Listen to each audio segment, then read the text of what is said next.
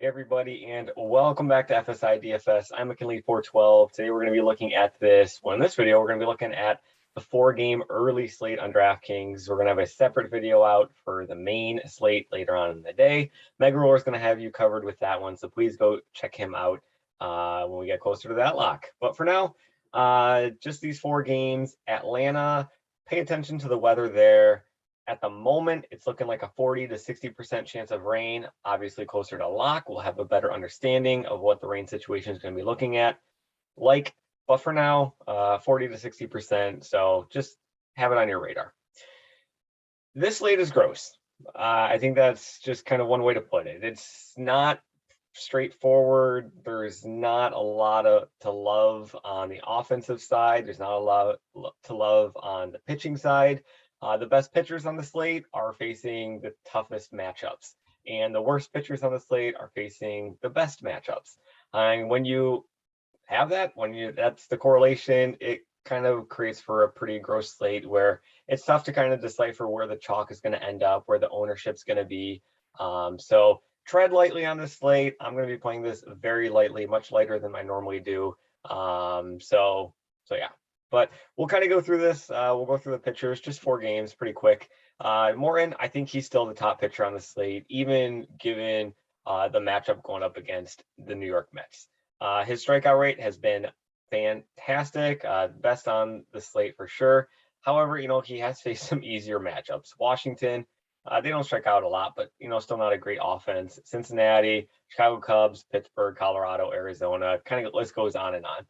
He did face San Francisco, he did face Philly, but you can see he really struggled with Philadelphia, and San Francisco did fantastic. So hit or miss with this guy. I think given the rest of the pitchers on the slate, he's going to be very popular at 9.2K, and I still have him ranked as the best pitcher on the slate.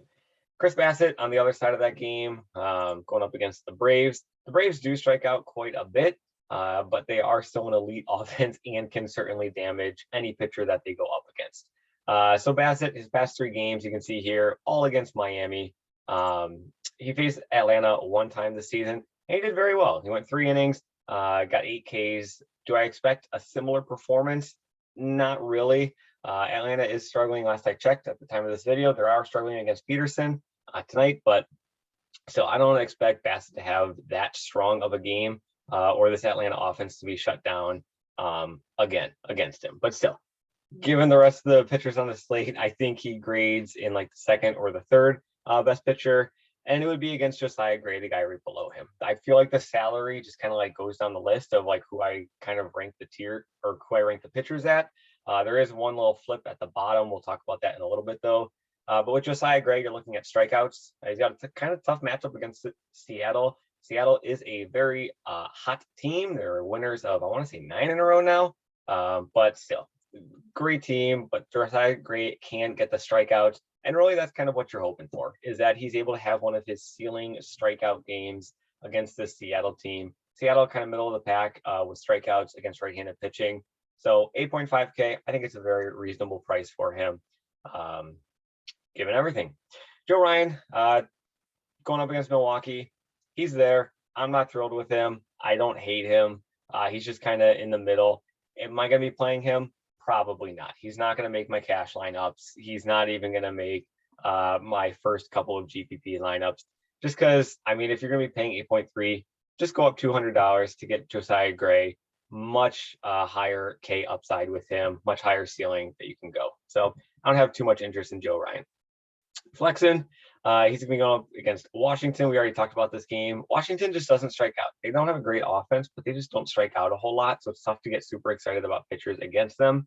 Ashby, he has really been struggling as of late. You can see how many earned runs. His ERA has just ballooned. He did pretty well earlier on the season. Forget this Washington game where he only pitched 1 inning. But lately, it's been pretty rough for him just in the past month or so. Now he's got a tough matchup going against Minnesota. And I think Minnesota is probably the team where you're going to be finding the value. They're a solid offense in terms of this slate, and there's a lot of value to be had. So I do like the Minnesota bats. Not too much interest in Ashby. Singer, he'd kind of be the guy that would go up in the ladder. I kind of did the rankings. I just pulled them up here. I forgot I even had this up. But Morton, Bassett, Gray, Ryan, and then Singer, I have him up at the top of like the lower guys, just because he's a right-handed pitcher going up against Detroit. And I think at his salary price tag, he is what, $700 cheaper than Flexen would be. $700 could go a long way on this slate just because there's not too much to like in the cheap bats. You might need to be paying up, but again, it's a muddy slate. It's kind of gross, but still, Singer, he can't have that K upside. You can see he's got 5 or more strikeouts in quite a few, if not all, but 2 or 3 of his starts in the past 2 months. So Singer, he can certainly get there going up against a weak Detroit team that strikes out and struggles a lot against right-handed pitching. And then Scubal, very intriguing. I think this is the most intriguing pitcher on the entire slate. 6.9K. It was just 2 weeks ago. This guy was in the 9,000 salary range because, he showed flashes of brilliance. We saw it last year as well. Like, this guy can pitch. But in the past month, it has just been, hide your eyes, pretty bad. He's got a reasonable matchup going up against Kansas City. So, if he's going to bounce back, this is kind of where it is. He was a left-handed pitcher who was able to shut down the White Sox. So maybe he's back. Who knows? I want more than one game here. But still, I think he's easily the most intriguing pitcher on the slate. In terms of the bats, I kind of already hinted towards Minnesota. I do like them. Number 1, going up against Ashby. Buxton, he's going to be the first guy in your lineup there. But they also do have a lot of guys that do have very solid numbers against left-handed pitching. The guys who do have very solid numbers against left-handed pitching are Garlick, Jeffers, and Miranda. And you can see all 3 of those guys are very, very cheap, below 2.8K.